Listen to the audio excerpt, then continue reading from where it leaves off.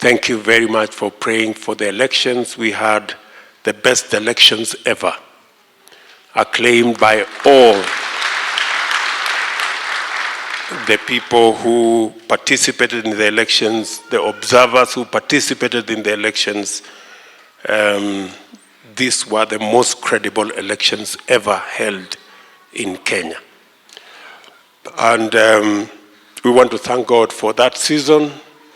Let me also thank you for praying for the government of Kenya and all the people who work with me and all the counties and everybody else.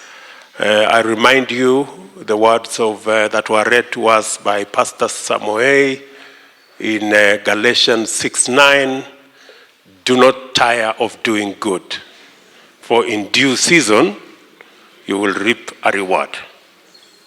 So mwendelee kufanya kazi hiyo nzuri ya kuombea taifa letu la Kenya na kuombea mambo yote ambayo tunayahitaji kama taifa na marafiki zetu wale wengine wote.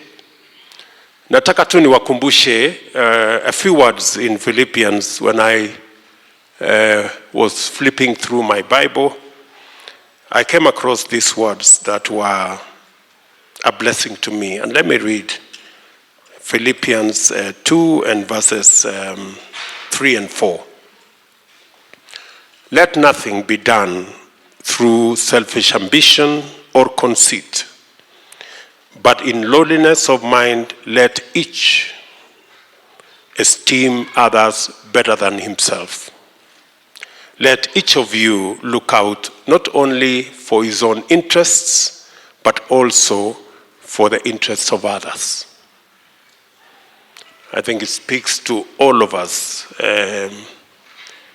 looking after one another and watching not just our interests, but also the interests of others and the interests of our nation as well.